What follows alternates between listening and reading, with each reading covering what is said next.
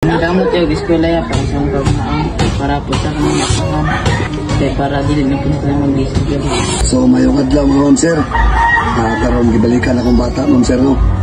Kaluoy sa Ginoo no, human na gid ang ilang balay no. Nanapod sila ikuan. Gusto mo nilong abuhan? Wala din mga abuhan dito sa Leo. Kibali nagbuhat sila isa ka abuhan. So mao na nilang pantawan. Ito mahugma. Alilong. Nay, may buntag nay. Oh, sige, dayo mo. Sige. Mga sila lang po ano. Okay na din kayo no, makatulog din sila nanay bisag mag-ulan-ulan.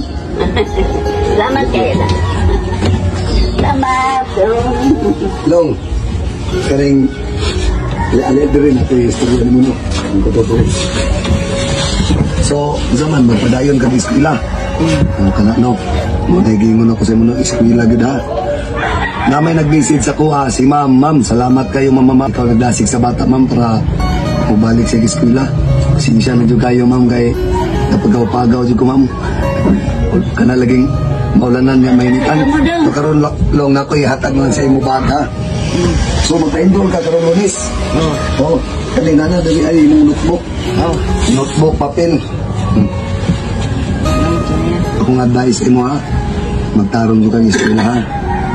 Ay para naman po na sa imong kaugmaon. Bitaw. Tumanay. Laro lang na. Udi malay di ba siya panghatag na yung mga yan ang ginadman. Kana tama yun. Maor na panay kanina itong bulawan nga dili nila ito dili nila kawat. Nakatabang sila sa naglisod. Kana may mayo ha. Pero ingon ana nga, what ay nahi mo, wag yun. O kana yun. Marami sa ayon ko na, paningkamot ka na yun, nagsuportan mo. Kana. Yeah. Salamat kayo sa nakita ko ng ito Ito na kayo tamang sa kuha. Salamat po sa anong tao na nagsalang sa kuha. Sa kita pagpasalamat sa Ginoo no. Sa tanan nga niabot sa tuwa nga kaning blessing.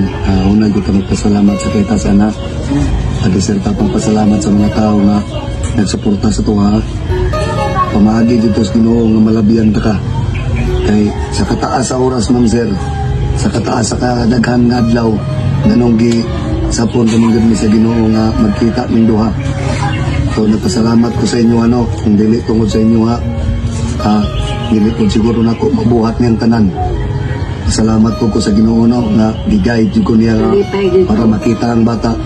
Labi na si nanay no nga daghan jud kay nagbilid sa aning bata nga kaning siya nalay nagbuhi siyang lula o lolo.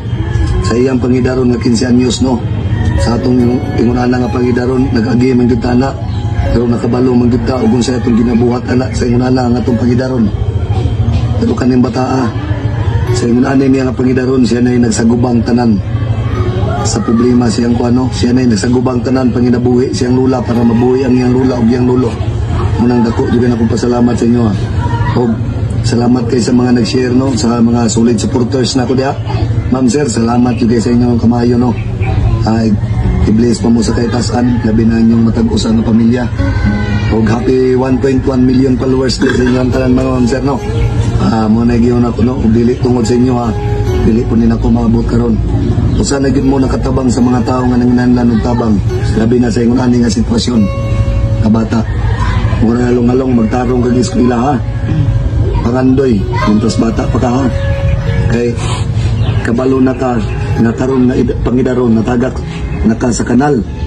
Ayaw pag kuan, ayaw bunaw na nga abot ka 20 anyos, 30 anyos nga matagak na kumunoy. Kailangan muhaon ka sa kanal. Ha? Kaya para makatama ka og yuta gyud nga dili kanal.